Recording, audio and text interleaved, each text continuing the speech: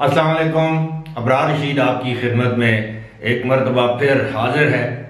और जो ख़बर आपके साथ शेयर करने जा रहा हूँ,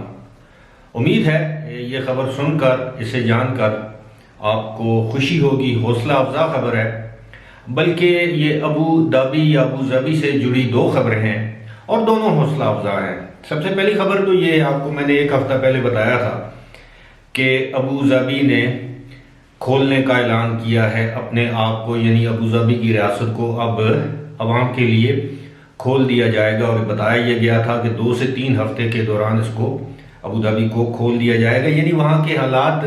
नॉर्मल हो जाएंगे या मामूल पर आ गए हैं। और इसलिए अब जो अबू धाबी में जो पाबंदियाँ थी, रिस्ट्रिक्शंस थी कोविड-19 के हवाले से, अब उनको उठा लिया जाएगा। और अब सबको मालूम है कि तकरीबन मार्च अप्रैल से अब दिसंबर का वक्त भी गुजर चुका है, तो ये इतने महीने अबू धाबी बंद था और वो लोग जो वहाँ पर रोज़ाना की बुनियाद पर आते जाते हैं या हफ्ते के बाद, उनको मालूम है कि दूसरी रियासतों से अबू धाबी जाना कितना मुश्किल था। 2-2, 3-3 टेस्ट, 2-2, 3-3 मरतबा क्वारंटीन से गुजरना पड़ता था। और वहाँ के यानी अबू धाबी के अंदर भी काफ़ी ज़्यादा पाबंदियाँ थीं, लेकिन आहिस्ता आहिस्ता रफ्ता रफ्ता इन पाबंदियों को उठाया गया और अब ये ऐलान किया गया है कि अब आप समझ सकते हैं कि 23-24 दिसंबर तक अबू धाबी को अंदरूनी तौर पर, मुकम्मल तौर पर खोल दिया जाएगा, जबकि कुछ पाबंदियां बाहर से आने वालों के लिए, कुछ शराइत बाहर से आने वालों के लिए बरकरार रहेंगी। और वो शराइत वही हैं कि कोविड-19 का टेस्ट। लेकिन अब सूरत हाल इसलिए हौसला अफजा है कि कोविड-19 की वैक्सीन आने के बाद आहिस्ता आहिस्ता उम्मीद की जा रही है कि हालात बेहतर होंगे और अब दोबारा अबू धाबी या दुबई या किसी भी शहर को लॉकडाउन नहीं किया जाएगा, बावजूद इसके कि कोविड-19 के केसेस में मुसलसल इजाफा और अमवात में इजाफा देखने में आ रहा है। लेकिन उम्मीद की जा रही है ये सब कुछ कंट्रोल हो जाएगा। दूसरी जो सबसे अहम खबर है वो अब मैं आपके साथ शेयर करता हूं, वो ये है कि अब अबू धाबी को सयाहों के लिए खोलने का फैसला किया गया है। ऐलान इसका नहीं किया गया, अलबत्ता सरकारी सतह पर इस बात की ज़राए तस्दीक करते हैं कि जनवरी के अवाइल में आप ये समझ सकते हैं कि वो 1 जनवरी भी हो सकता है, 2 जनवरी भी हो सकता है, 3, 4, 5, यानी जनवरी के पहले हफ्ते में अबू धाबी को सयाहों के लिए, यानी बैरूनी सयाहों के लिए, बैनुल अक़वामी सयाहों के लिए खोल दिया जाएगा। दुबई तो आपको मालूम है न्यू ईयर की एक्टिविटीज़ के लिए पहले ही मशहूर है, लेकिन अबू धाबी ने एहतियात का दामन हाथ से नहीं छोड़ा और ये फैसला किया कि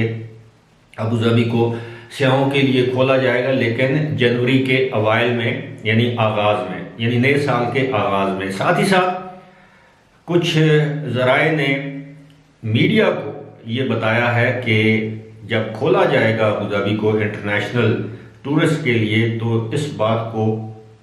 जहन में रखा जाएगा, मद्देनज़र रखा जाएगा कि उन ममालिक से आने वाले अफराद के लिए वीज़े का क्या होना चाहिए जिन ममालिक में कोरोना वायरस की वबा तेज़ी से फैल रही है या वहाँ पर एहतियाती या हिफाजती तदाबीर जो हैं वो एक मखसूस लेवल से नीचे हैं। यानी ऐसे ममालिक जहाँ पर एक तो वबा फैल रही है और वहाँ पर जो हिफाजती इक़दामात या इंतज़ामात हैं वो नाकाफ़ी हैं या मुनासिब नहीं हैं।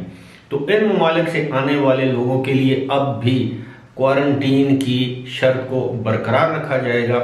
लेकिन जो ममालिक ऐसे हैं जिनको तरक्की याफ्ता ममालिक कहा जाता है, जहाँ पर सेहत की सहूलियात बेहतर हैं, हिफाजती इंतज़ामात और इक़दामात बेहतर हैं, उन ममालिक से आने वाले अफराद के लिए शायद क्वारंटीन की शर्त ख़त्म कर दी जाए। लेकिन अभी तक ये मालूम नहीं हो सका कि क्या 1 जनवरी, 2 या 3 जनवरी तक जो पाकिस्तानियों पर जो वीज़े की पाबंदी है उसको उठा लिया जाएगा, क्योंकि आप सबको मालूम है कि यूएई का जो दारुल हुकूमत है वो अबू धाबी है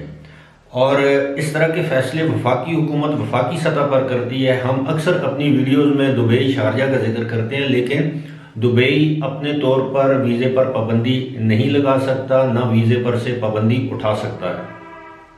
और ये काम हमेशा वफाकी हुकूमत का होता है कि मरकज़ी सतह पर यह फैसला किया जाता है कि किस मुल्क के लोगों पर वीज़े की पाबंदी लगाई जाए। और सफरी पाबंदी में आपको ये बता दूं कि ये ज़्यादातर दो ममालिक के दरमियान जो है ये मुस्तकिल नहीं होती। अगरचे पाकिस्तान को सफरी पाबंदियों के हवाले से कोई सरकारी सतह पर यह नहीं बताया गया कि ये पाबंदियाँ क्यों आयद की गई हैं, लेकिन एक आम तासुर ये था कि शायद कोविड-19 की वजह से, लेकिन वो भी तासुर गलत है क्योंकि बहुत से ऐसे ममालिक हैं भारत समेत जहाँ पर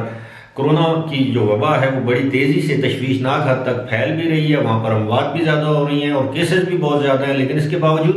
भारत और बांग्लादेश पर यह पाबंदी नहीं लगाई गई, इसराइल पर यह पाबंदी नहीं लगाई गई, बावजूद इसके कि इसराइल में कोरोना वायरस के केसेस भी तशवीशनाक हद तक ज़्यादा हैं, अमवात भी हो रही हैं। आधे से ज़्यादा इसराइल आज भी लॉकडाउन में, बहुत से शहरों में अभी भी लॉकडाउन जारी है, लेकिन इसके बावजूद वहाँ पर ये पाबंदियाँ नहीं लगाई गई। इसलिए अब पाकिस्तान भी ये समझता है, पाकिस्तानी लोग और अवाम भी ये समझते हैं कि पाकिस्तान को जिन 13 ममालिक की लिस्ट में शामिल किया गया है, दरअसल पाबंदी के हवाले से, वीज़े की पाबंदी के हवाले से, दरअसल उसके पीछे जो अवामिल हैं या मकासद हैं वो सियासी नोयत के हैं, क्योंकि ये भी बताया गया है कि यूएई ने अपनी दाखिली सलामती के पेश नज़र इन 13 ममालिक के अफराद पर वीज़े की पाबंदी लगाई है।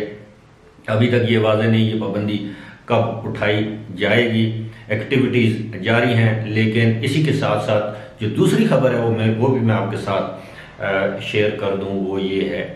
कि अबूधाबी की हुकूमत ने अब ये फैसला किया है कि वो बच्चे जिनको किसी भी किस्म की बीमारी है, पुरानी कोई बीमारी है, अब वो स्कूल जा सकते हैं, अब वो स्कूल जाने के अहल हैं। याद रहे कि इससे कबल अबूधाबी की हुकूमत ने ऐसे बच्चों के स्कूल जाने पर पाबंदी आयद कर दी थी जिनको किसी भी किस्म की बीमारी लाहक है, यानी बीमारी से मुराद है किसी बच्चे को कोई भी बीमारी हो सकती है। अब मैं बीमारियों का जिक्र नहीं कर सकता क्योंकि बच्चों का मामला है, बच्चों को किसी भी किस्म की कोई भी बीमारी हो सकती है, लिहाजा पहले उन पर यह पाबंदी थी, अब ये वालिदैन के लिए खुशखबरी है, उन बच्चों के लिए खुशखबरी है, अब वो स्कूल जा सकेंगे। ज़ाहिर स्कूल में हिफाजती तदाबीर, इंतजाम ऐसे मुयसर कर दिए गए हैं कि अब वहाँ की हुकूमत ये समझती है कि इन बच्चों की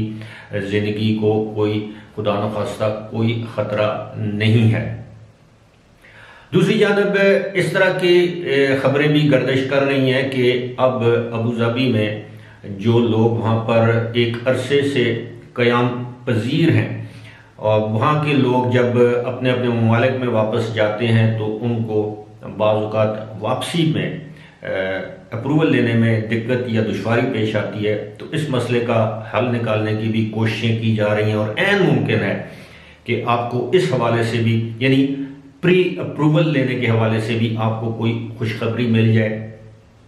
और ये खुशखबरी भी आपको जनवरी, फरवरी या मार्च के महीने में मिल सकती है। मैं उसकी तारीख फ़िलहाल आपको नहीं बता सकता, लेकिन मैं आपको बड़े वसूख के साथ ये ज़रूर बता सकता हूँ कि इस तरह की गुफ्तो शनीद या मशवरे जारी हैं कि वहाँ से जो एक्सपर्ट्स जितने भी हैं, जिनमें पाकिस्तानी भी शामिल है, दीगर ममालिक के लोग भी शामिल हैं,